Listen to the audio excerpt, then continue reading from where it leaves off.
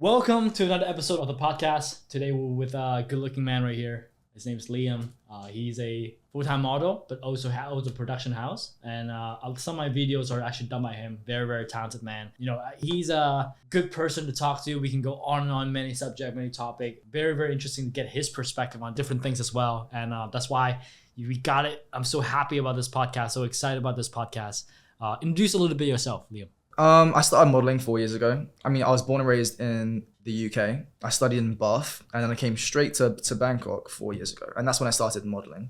And I always loved the industry for all of its benefits, but it's definitely insidious in a lot of ways. So that's why I wanted to transition into video production, because the world is so digital these days. Everyone needs video content. Abundance of opportunity is found everywhere, especially in Asia right now. So yeah. Your ethnicity you're not Thai at all. I'm half Thai. You're half Thai. My mum is Thai, so I have a Thai passport, and I got that just before COVID too. Oh wow! So Congratulations. Super lucky. Yeah. You don't have to go to the military or anything like that. You know what's funny? As soon as they said you might have to do military, what happens is you have to go to the government office and you have to pick a hand, and one of the hands you have a 50-50 choice that I have to go military. But because I was over the age of 18, I didn't have to do military. Same way. I was the same way. But before modeling, like what do you study?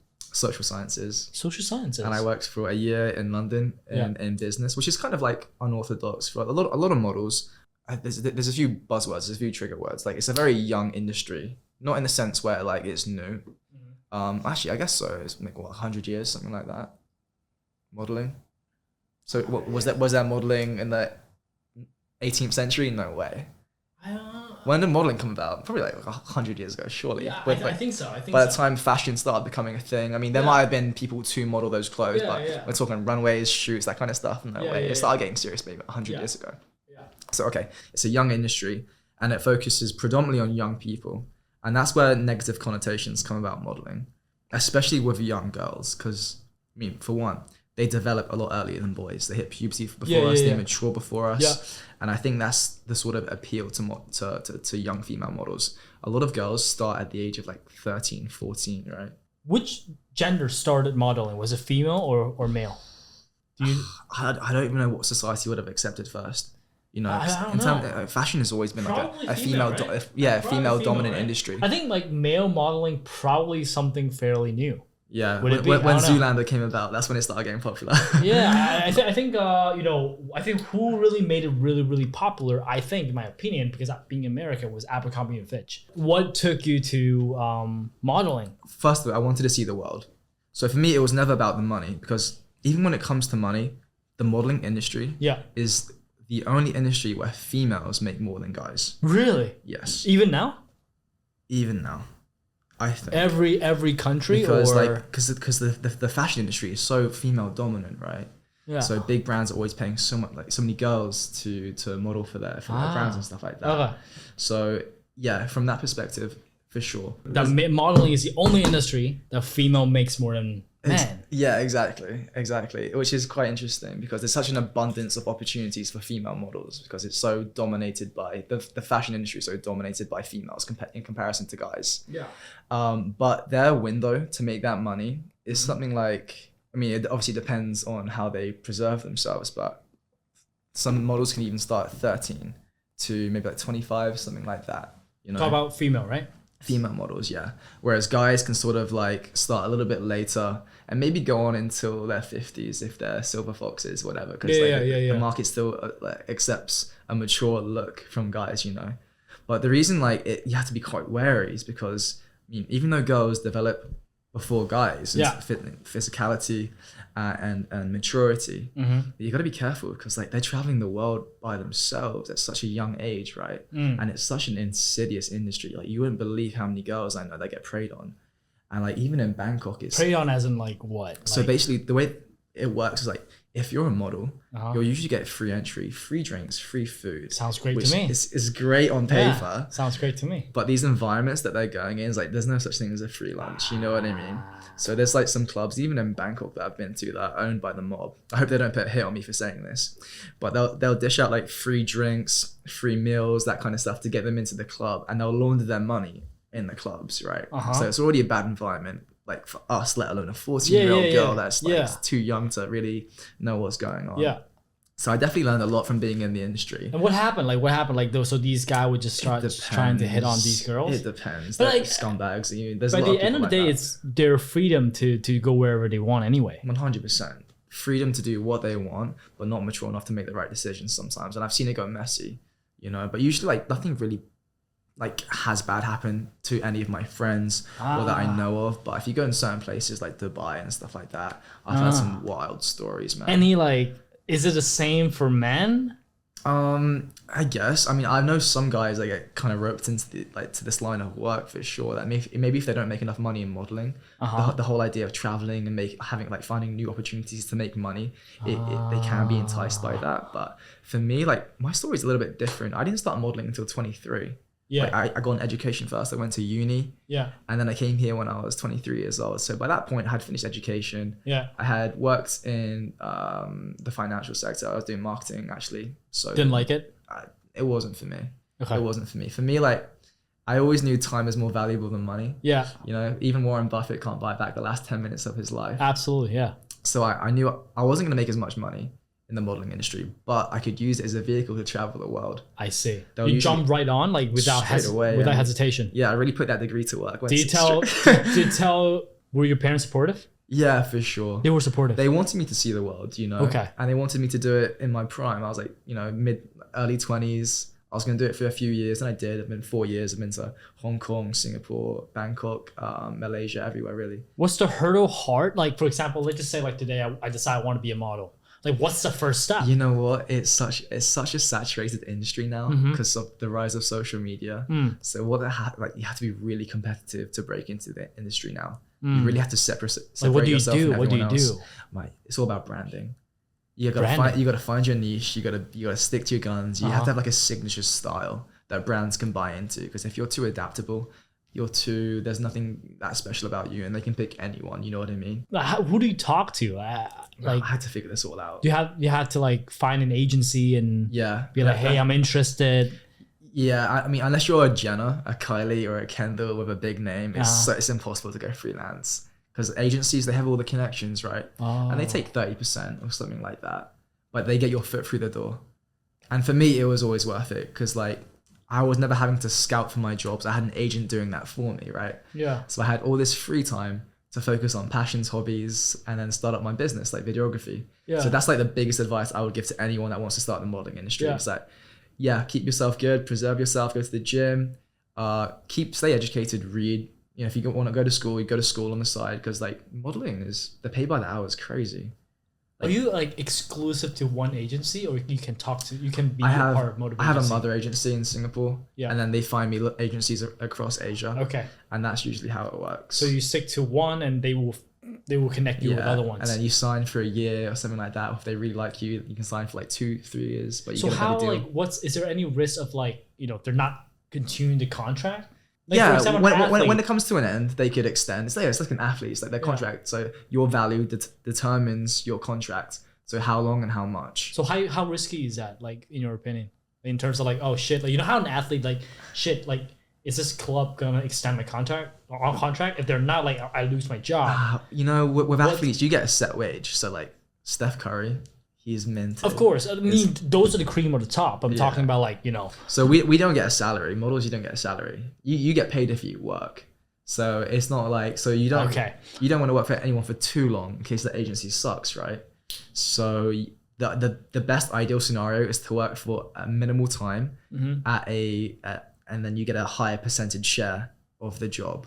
I see. So if your value is really good, you can sign for 1 year and try to retain 70% as opposed to 65 or 60%, something like that. I see. So how long have you been doing modeling? I was modeling for 4 years. 4 years. And now it's kind of coming to an end for me because I'm testing out new things, right? In that time, I was able to stay passionate about cinematography and film production. So now I was able to use that money, invest it into my business and go that way. Okay. So now you're trying to get in more content creating route. Exactly. In Asia, no less. Because I couldn't model in the West. Because as we were talking about earlier, you have to be the standard is crazy. You gotta be tall, 6'3", 6'4", 6'5". Yeah, man, the standard's hard because everyone wants to be a model now. So at least maybe not forever, but for a few years to try it out to have the fun of acting like Tom Cruise on set, you know what I mean? Being pampered and stuff. And I enjoyed that part. But yeah, I mean, it's quite competitive now. But the West pay better money. Oh yeah, for sure. Way better. But the standard of living is also more expensive. Like the rent in London is crazy. You get so much bang for your buck in Asia. I love it here. The pay is less, but I save more money. And the lifestyle is better. So you get the sunlight all the time. 100%. Yeah. You know, so I really love living in Bangkok. Asia's my home now for sure. Do you have like a timeline of like, okay, I'll stop modeling now and then I'll pursue 100% onto... I don't think I'll ever stop modeling because you can get direct bookings, right? I might not have time for castings anymore, but if a client likes my look, yeah, you know, it's always changing now. I've got a beard now, like, so if they want like a mature look, then you can get a direct booking, and it's you know, it's pocket money. The more money I can spend on cocktails on the beach, I'm never gonna stop if I can help. Another thing I want to talk about is the community, right? Your peers. I'm sure in the industry you have friends, right? Friends who are in the same industry. What is it like? You get a big mix of people. I mean, first of all, you become really open-minded because you meet everyone from different corners of the world. And I think that's what bonds the community more than anything because you're traveling together. Yeah. You will have to put aside like your cultures and you have to become like, not compliant, but like you have to sort of compromise with each other, you know, in a way. Yeah. So, and I love that. I love meeting new people, learning their language, learning their cultures, educating each other. And that's how you can get the bulk of your learning. That's why like, all these models they act so international. And eventually they have sort of like one mindset. It's kind of like a unified mindset that you have to adapt. Just like, you know, fall into place with. That's how you make friends. I see. I like it. And dude, Bangkok is so international. I know. So international. So everyone speaks English here. Yeah, exactly. Well, we all had to pick one. And actually, that makes me lazy because everyone picked English. But no, that's a good part. And then talk about your other passion, your content creating passion. How did that start? I love content production. I love film, you know, and like, I always thought that things would transition from still photos to video because it tells more of a story. Yeah. And I always wanted to be a storyteller. Yeah. You know, as far as that's interesting because from a guy that's on camera, you want to be behind the camera. It's all I know, like in front of the camera, behind the camera. You know what I mean? Like I think it's my industry for sure. I was never going to be a scientist or I was never that good at maths either. Yeah. So I was like, what can I do? I'm a creative and I like sales as I worked in marketing. So maybe I can do something. I found the job that encapsulated those three things for me. I see. All those things. The three pillars of my life is keeping fit, staying creative, and making money. Okay. And I found a job that I'm able to do all of that in. So it's perfect for me. So if your agency is in Singapore, how are you able to be in Thailand all the time? I mean, my mother agency is in Singapore. Okay. But they only take 5% of my cut of my project wage in Thailand. Yeah. And then my mother agency my Thai agency take a 5% deficit. So that's how it works. Your mother agency gets it's called mailbox money. Okay. You know, they get a little bit everywhere. That's why it's not always in the best incentive to have a mother agency to begin with. Or sorry, like the entire time. But to begin with, they have all the knowledge. They're gonna put you in touch with the best agencies. So talk about career path a little bit. I'm sure you have, you know, modeling veteran who've been in the industry for a long time. Like, where are they now? Like people that have been modeling the past 20 years, now they're like 40-year-old, 50-year-old. You know, what happened to them? I think it's a guy called David Grohl. I can't remember exactly, but honestly, I haven't even been so big into the modeling industry myself. Like the only names I really know is Kate Moss, Naomi Campbell, that kind of stuff. I know like the quintessential people. Yeah. Like Mark Wahlberg, for example, he's a great. He's a great. But these are the cream on the top. I'm just like I want to know, like, you know, where is this industry gearing towards? Like, for example, if you're a YouTuber, a lot of YouTubers want to get to Hollywood in a way, right? I'm not sure if models the same way. And what's a career path? You know, in a corporate structure, you're analyst, associate, senior, manager, and then eventually, hopefully, C-level. You said it. But in model, what is the career path? Usually, it's modeling, and then if you can bump your way up to like celebrity status. Or if you can become an actor, okay, that's usually how it goes. I see. Because I like the idea of being a director. You know. No, I think it's important, man, to know like now that what you want to do, you know, not just to be decentralized a little bit, right? Not to all put all eggs in one basket, like just modeling. That's it. I don't know where I'm going. I think it's good to to diversify a little bit, to have something that you have a 100%, and like net that fall onto, and you want to pursue content creating behind the camera, creative. I think it's a good thing to pursue that. And for me, I would recommend you go all in on it in a way. I think modeling is a great cash cow. Use that cash cow to pursue that what you want to do. 100%, and like stick to your strengths. Yeah. Like kind of know what you're good at and what you like, and then kind of like just go for it. Is what my advice would be for anyone that wants to be in the industry, because you can't do it forever. Everyone, it doesn't matter if you're like the best person ever. Everyone gets played out. You'll always be replaceable. You know what I mean? There's always, but I can say that about any industry though. You know what I mean? Yeah. So you got to keep an open mind, see how the world is adapting, and adapt with it. Well, let's talk about recent trend news. Victoria's Secret model recently just came out and be like, we are okay with having plus size model in a runway. What's your thoughts on that? As long as you're beautiful and you're healthy, that's fine. That's great, because I think if it is inclusive, that's good, because people want to be included. But, it's like when we were speaking about it earlier, as long as you're healthy, anyway, as long as it comes off really sincere, it's like, hey, listen, you are perfect the way you are. Yeah. I like that. There are success case. I mean, you know Rihanna, who does Fenty. She's like a billionaire now. The runway that she did, she used a lot of plus size model as well. Awesome. And that was a huge success because, she was selling the makeup, and the makeup should be for anyone, for any body size. But I think the point that I think we both can agree on is that we don't want any brand to promote unhealthiness.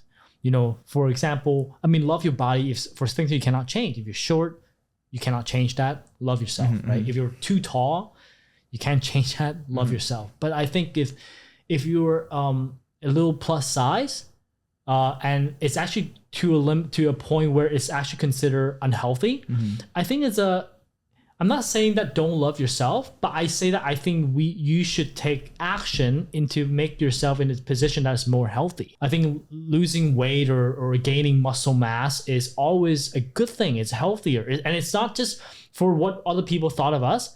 It's so we can live a healthier life. In a way, we can eat more, right? We can travel more. We can walk more often. We will feel tired less often. Right. I think I will live longer as a result. So I think having a healthy lifestyle, of course, I think it's a gray area I'm touching on right now. That Victoria's Secret model used to be extremely skinny. I'm not saying that that's healthy, but of course there's a middle, right? That Exactly. It swings both sides. It's like the pendulum swings both sides. If you're too skinny, because like a lot of girls like forced to be so skinny when they first enter the modeling industry. Yeah. Like to the point where it's like they're not borderline eating. Exactly. Yeah. And a lot of these girls are like borderline anorexic. There was one girl I knew in London that was bulimic. Yeah. So she was like throwing up after most meals, Yeah.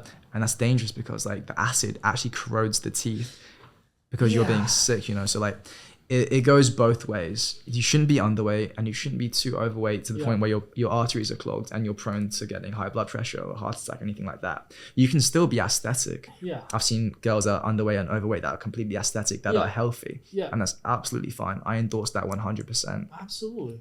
But as long as you're healthy. And I don't even understand where they get the idea of being crazy skinny is good looking. I mean, you can ask men, like we like a little meat on it. Like we don't like crazy skinny girls. The culture is changing all the time. I forget what it was called. I mean, being skinny in the 90s was a really big thing. Do you remember what that was called? I think it was called it was called something. It was called heroin chic. That was the culture. That was the trend. So you have these really skinny girls posing like this, like you can see their hip bones. Yeah. That's what it was called. And that was in back then. Yeah. But as you say, like, the culture's transitioning now. All you see in like rappers' music videos are big girls twerking. Yeah. So now the size has come back, you know what I mean? And I think it's going to continue to evolve as things do, because nothing's ever a permanent state of affairs, Yeah. So the culture's always changing. I'd be surprised to see what the modeling industry looks like in the next 10 years, Yeah. Because it's always changing. It's always changing. It's interesting to see for sure. We hope more information can be out there and not all these corporations controlling what it's supposed to look like. Because as men, I think nobody like too skinny. I think that is for sure can be known. And I don't think any girl should not eat and go into unhealthy lifestyle because the corporation tell them to that is beauty. Because beauty is on the eyes of the beholder in a way, and I think you always find a person that appreciate you in so many ways. Exactly. But again, I'm also don't want to go too far on that end, because I also don't want corporation to promote unhealthiness in a way. Yeah, but you know what it is? It's like, it's hard to tell if someone's genuine or not, and that's the card they play. So when I see people making decisions at the top, I'm always trying to think about what kind of strings are they pulling, for what benefit. And usually it's big corporations, so there's always financial matters involved. You know what I mean? Whether it's trying to promote more sales, like of more products, diversifying. But that's not true anymore. Like, for example, if that's the case, right, Rihanna with Fenty would not have worked, right? Well, I think if you look at the runway that Rihanna did, she was massive. She was utilizing plus size model, and that worked. So obviously, I think we were in a phase where Abercrombie and Fitch only used very, very fit model. Victoria's Secret used very skinny model, and that worked. But I think there are cases that have shown outside that doesn't have to be the case. If you look at other brand, it's not necessary. It's just good looking guy. There are guys from different nationality. There are guys that I don't know. Diversification is good as long as the good intentions are there. That's what I'm saying. But here's the funny part, I think there's so much love for plus size women and girls, but there's not enough love for plus size guys. Yeah, or even short guys. That's where they draw the line, maybe. Oh man, that's that. But maybe in 10 years that'll be they'll come back. But I don't know. Love the short guys. Love the. Yeah, I don't know, man. Because I can't work in the West. Yeah. As I said, man, I'm too short for the West, so I can't. How tall are you right now? 5'11". I think they want at least 6'2", something like that. You have to be at least 6'2". I don't know, bro. I mean, the impression that I got, yeah. I mean, on shoots, I look tall. So like I don't know how to say it, my composition, it looks good on camera. Yeah. But if you pair me next to a girl that's 6'3", 6'2" with heels on, something like that. Oh shit. We're sitting down for every shoot. You know what I mean? So it's quite funny. In Asia, it's not so much of a problem, but in the West, it's a problem. I would have loved to work in London. But I don't know, man. I was also excited to test out Asia. You know what I mean? It's like a whole different world out here. I was born and raised in the West. I like Asia. It's nice. But the standard of beauty is different everywhere you go. And that's nice for me to explore and find out and identify as well. So that's part of the reason I love traveling. Yeah. No, I agree. Hopefully, the community be more inclusive, especially for men. It would be nice, man. I mean, I would love to see where that goes. But the thing is, like, could you call them out? You know what I mean? Is it like, okay, so you have plus size women, we're all for that, let's go for it. Yeah. This is great. What about plus size short men? What about those, or like very, very tall men? Yeah, we need more love. I think like the world in a way have been saying that men we're evil, where we do this and we do that and it's not fair. And as long as it's not like toxic masculinity, like Andrew Tate. We're speaking about Andrew Tate. This guy, man, he's everywhere right now. He's everywhere. And he's just like so misogynistic. Like to the point, it blows my mind. Yeah. But his audience is like young boys that don't know yet, right? Yeah. He's taking over like the minds of someone that's not fully comprehending like the situation. Yeah. But he speaks so much waffle that eventually, like what he says, he's gonna get some stuff right, obviously, but he gets a lot wrong. Of course, 100%. He's in the media all the time for the wrong reasons, and it's like, as long as it's not like hegemonic masculinity, like we're more physically dominant, that means we are superior, because we're not lions. We live in a society. We don't eat. You know what I mean? Yeah. So we have to sort of like be compatible with each other. I think closing statement. Yeah. Can you say some closing statement in terms of for those who want to be a model? Any advice? On this path of the journey, and what are some of the mistakes that you have gone through, and what kind of recommendations do you have for them? Just keep your wits about you and use your time wisely. If you're going to be a model, one, just make as many connections as possible, because this is like my bread and butter. I was able to make connections that were able to become my clients later, because once you're in the industry, you have access to all these people. So if you're not networking, you're really wasting it, because it's not going to last forever. Okay. Make sure that you work on a skill or a trade or something that can make you money afterwards, because there's no longevity in modeling. There's a finite amount of time in the industry, especially if you're a female. unfortunately the window is quite small. It's like 14 to 25, something like that. So you have to make all of your money in that time frame. For guys, it's a little bit longer, but we don't make as much money, so it all evens out. Life is balanced. So yeah, just be wise of your time, because you have so much time. We don't have a 9 till 5. Are you kidding me? Yeah. When I was working the last 4 years, I would work when I get a job, and that might be all day. It might be a 12-hour day or something. But then I take the next 3 days off before my next job. Yeah. Castings in between, stuff like that. So stay passionate. Know exactly what you want to do. Have hobbies. And so important. Don't waste your time in the club. Like, young females, you'll be enticed with alcohol, with drugs, with whatever. Free entry. Just don't fall for it. For real. Yeah. Well, incredible advice, and hopefully that was useful to some of you, and loved the conversation as always. As always, would love to have you back on. Thank you. Nice, thank you, and thank you everyone. If you like this podcast, like, share, subscribe. We'll make sure to continue to do quality content surrounding different industry, different profession, and hopefully you can get insight into what is it really like, and hopefully you guys can use these insights to better your lives. Anyway, thank you.